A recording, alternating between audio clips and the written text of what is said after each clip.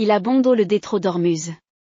Je vous explique, selon l'Agence internationale de l'énergie, environ 4% du pétrole transitant par le détroit d'Ormuz est destiné à l'Europe. Aujourd'hui, la France importe surtout son pétrole de États-Unis, devenu un des premiers fournisseurs ces dernières années. Arabie Saoudite, producteur majeur du Golfe. Nigeria, pétrole léger très utilisé en Europe. Kazakhstan, important fournisseur via oléoduc et port. Algérie, proximité géographique. Norvège, production de la mer du Nord.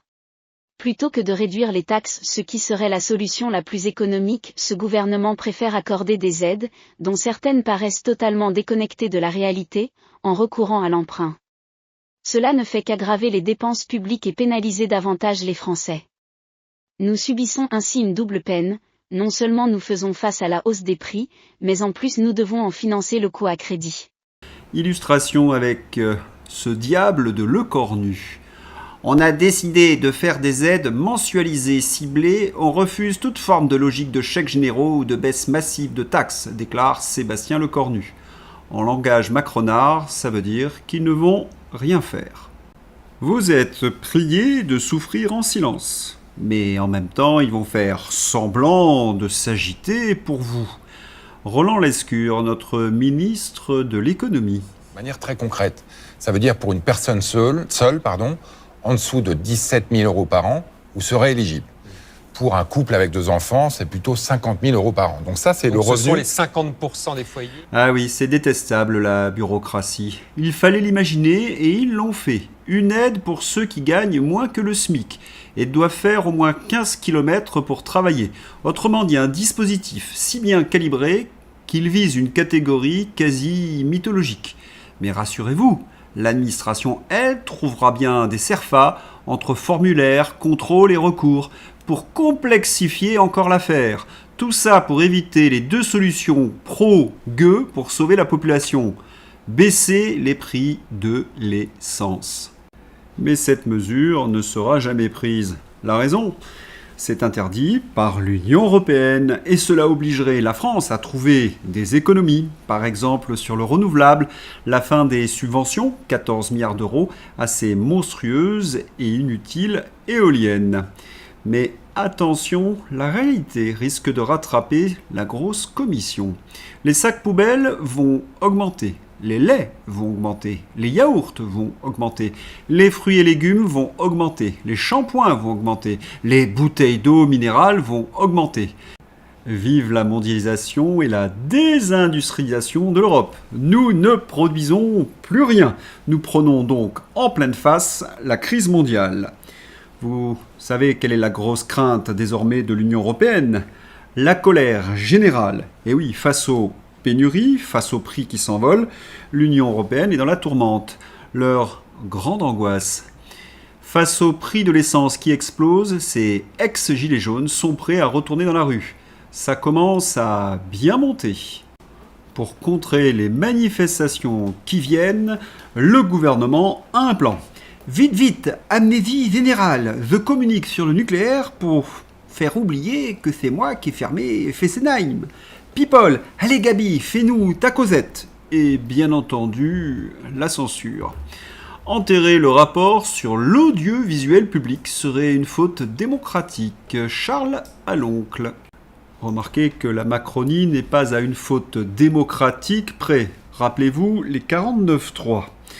Et en même temps, si les Français apprenaient que France Télévisions, c'est la Pravda plus la corruption, et tout cela pour la modique somme de 4 milliards d'euros, il y aurait de quoi alimenter la colère à un an des élections présidentielles. Écoutez Maude Bréjon, cuisinée par Laurence Ferrari.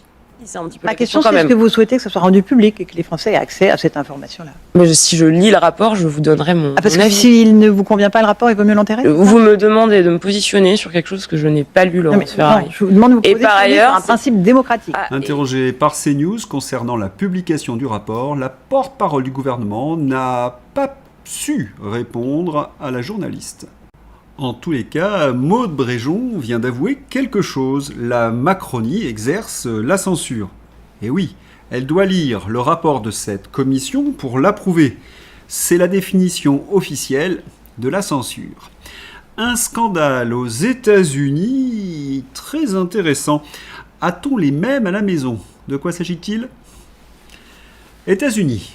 Accusé de fabriquer du racisme pour justifier son existence, la plus importante organisation antiraciste du pays, inculpée pour fraude. Vous lisez bien.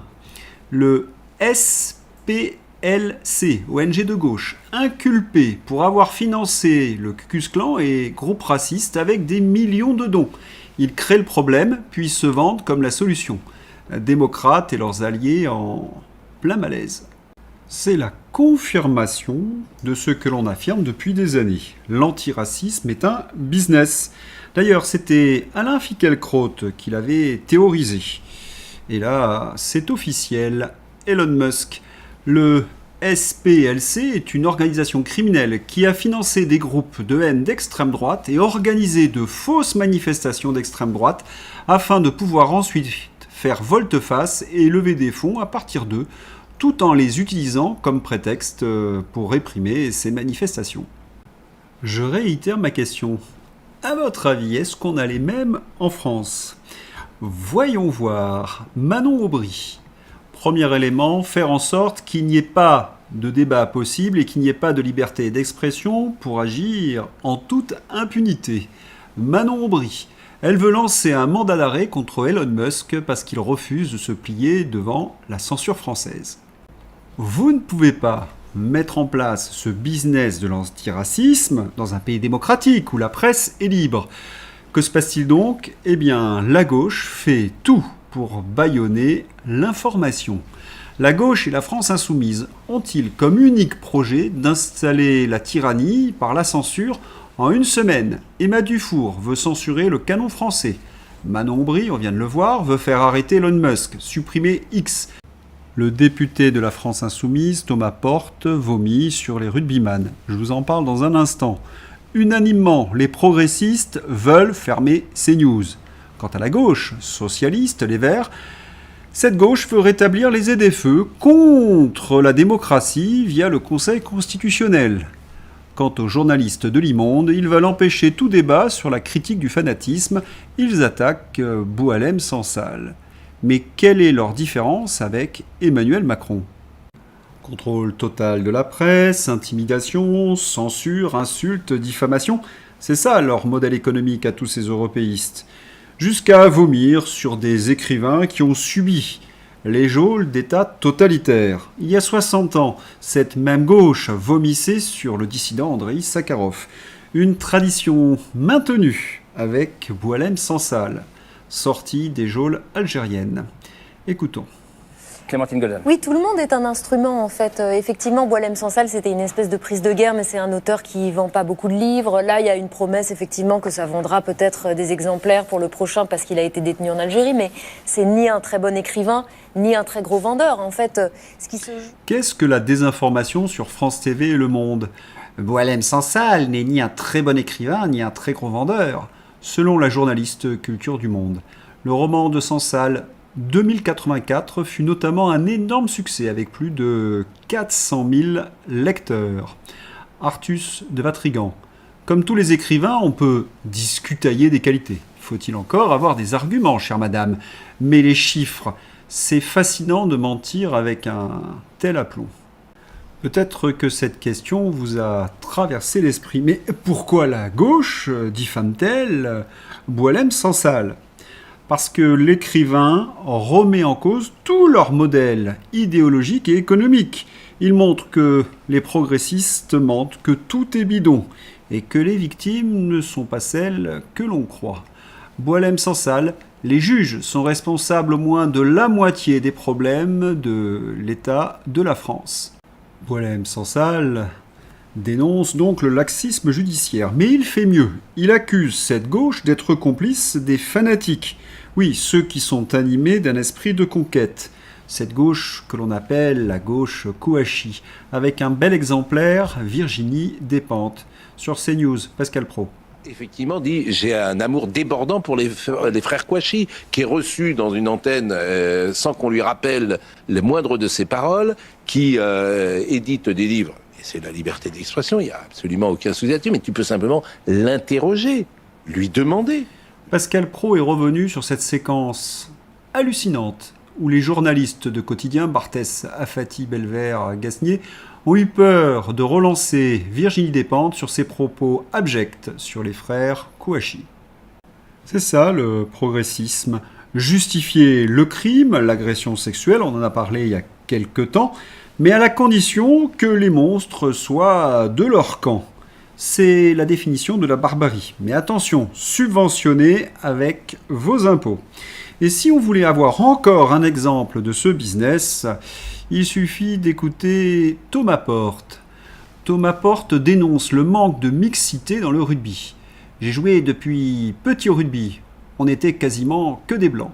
Oui, ton niveau, ton papa entraîneur qui essayait de te faire jouer et même te surclasser. Le fameux ascenseur social, on s'en souvient. Ton nez aussi. Ce n'est pas seulement une obsession, on l'a bien compris, c'est un business. Et cette gauche veut donc trier les gens selon leur appartenance ethnique. Pour le coup, cela nous rappelle les heures les plus sombres de notre histoire.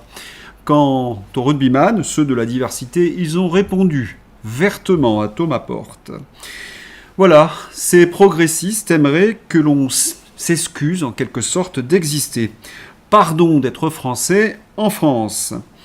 Mais on a envie surtout de poser cette question. Combien de milliards pour toutes ces associations qui passent leur temps à cliver les Français? Cela nécessiterait une enquête.